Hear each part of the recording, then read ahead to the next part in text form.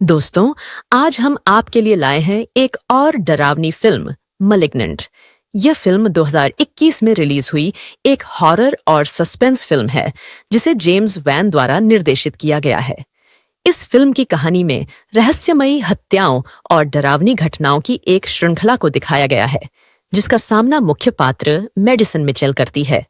यह फिल्म अपने खास ट्विस्ट और टर्न्स के लिए जानी जाती है, जो दर्शकों को अंत तक बांधे रखती है।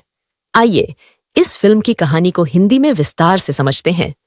दोस्तों, यदि आपको यह वीडियो पसंद आए तो लाइक कर देना और ऐसी और भी वीडियो देखने के लिए चैनल को सब्सक्राइब कर देना। दोस्तों, फिल्म की शुरुआत 1993 में सिमियन रिसर्च हॉस्पिटल के एक भयावह दृश्य से होती है। डॉक्टर फ्लोरेंस वीवर और उनकी टीम एक अजीबोगरीब मरीज गैब्रियल का इलाज कर रहे हैं। गैब्रियल के पास एक प्रकार की पैरानॉर्मल शक्ति है, जिसके माध्यम से वह बिजली के उपकरणों को नियंत्रित कर सकता है।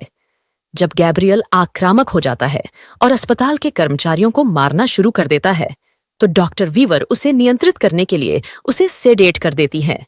अंत में डॉक्टर वीवर कहती हैं, हमें इसे काट देना चाहिए, जिससे स्पष्ट होता है कि गैब्रियल कोई सामान्य इंसान नहीं है, बल्कि कुछ बेहद खतरनाक है। कहानी फिर वर्तमान में कूदती है, जहां मेडिसन मिचेल, एक गर्भवती महिला, अपने पति डेरेक के साथ सिएटल में रहती है।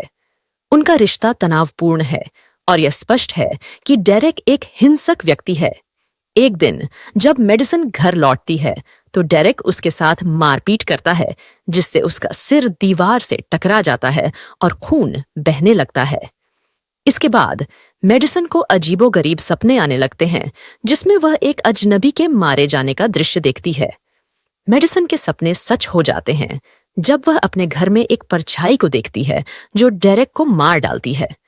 पुलिस जब घटनास्थल पर पहुंचती है, तो वे मेडिसन से पूछताछ करते हैं, लेकिन उन्हें कोई ठोस सबूत नहीं मिलता।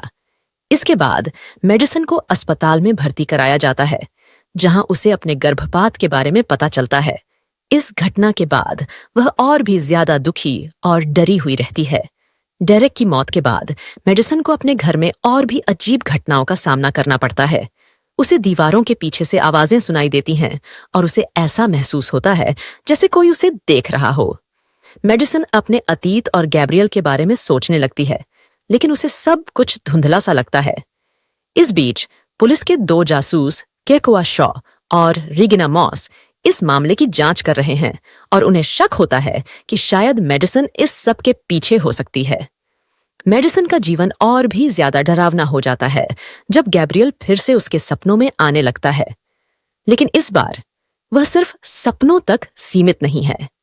मेडिसन को अपने सपनों में दिखाई देता है कि गैब्रियल कई लोगों को मार रहा है, और जब वह जागती है तो उसे पता चलता है कि ये हत्याएं असलियत में हो रही हैं।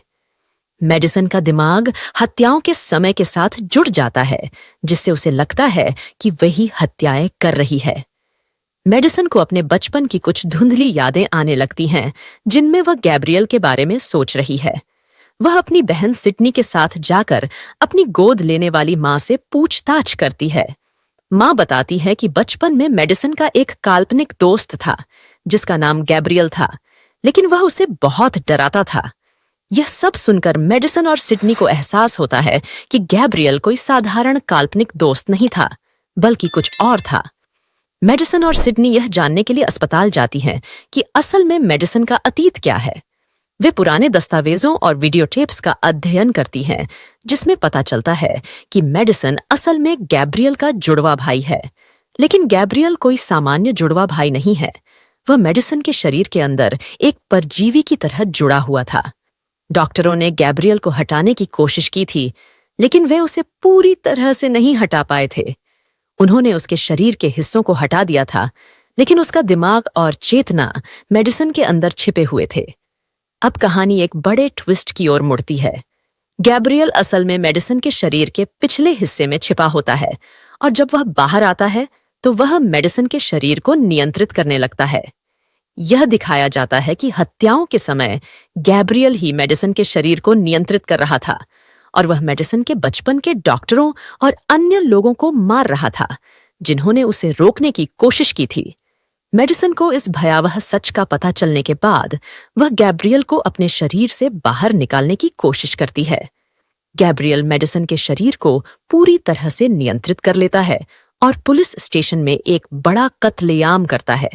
लेकिन आखिरकार मेडिसन अपने अंदर की शक्ति को पहचानती है और गैब्रियल को अपने दिमाग के अंदर बंद कर देती है। वह गैब्रियल से कहती है कि अब वह उसके जीवन को और बर्बाद नहीं कर सकता। गैब्रियल की शक्ति कमजोर पड़ जाती है और मेडिसन अपने जीवन को फिर से नियंत्रित कर लेती है। फिल्म के अंत में मेडिसन को अपनी बहन सिडनी के साथ दिखाया जाता है। वह अपने अतीत के डर से छुटकारा पा चुकी है और अपने भविष्य की ओर देखने के लिए तैयार है। लेकिन फिल्म का अंत यह संकेत देता है कि गैब्रियल पूरी तरह से खत्म नहीं हुआ है। वह अभी भी मेडिसन के दिमाग में कहीं ना कहीं छिपा हुआ है, जो भविष्य में फिर से लौट सकता है। फिल्म मैलिग्नेंट का हर सीन दर्शकों को एक नए रहस्य और डर के साथ बांधता है। यह फिल्म न केवल एक सामान्य हॉरर फिल्म है, बल्कि यह दर्शकों को सोचने पर मजबूर करती है कि मानव दिमाग की शक्ति और उसकी कमजोरियों का किस तरह उपयोग किया जा सकता है। फिल्म के अंत में मेडिसन की जीत यह दर्शाती है कि हमारे अंदर की ताकत हमारे सबसे बड़े दुश्मन को भी हरा सकती है। इस फिल्म का ट्विस्ट और टर्न्स इसे और भी रोमांचक बनाते हैं, जो दर्शकों को अंत तक सीट पर बांधे रखते हैं। यह फिल्म दर्शकों को सोचने पर मजबूर करती है कि ऐसी स्थिति में वे खुद कैसे व्यवहार करेंगे। इसकी कहानी, निर्देशन, अभिनय और साउंड ट्रैक सब कुछ मिलाकर इसे एक अद्भुत अनुभव बनाते हैं। फिल्म दर्शकों को हर पल तनाव में रखती है और अंत तक बांधे रखती है। अगर आप एक रोमांचक और डरावनी फिल्म की तलाश में हैं, जरूर देखें। अगर आपको यह वीडियो पसंद आया हो तो कृपया इसे लाइक करें, अपने दोस्तों के साथ शेयर करें और हमारे चैनल को सब्सक्राइब करना ना भूलें। सब्सक्राइब करने के बाद बेल आइकन को भी दबाएं ताकि आपको हमारे नए वीडियो की नोटिफिकेशन सबसे पहले मिले। दोस्तों, तब तक के लिए बाय बाय। मिलते हैं अगली वीडियो में।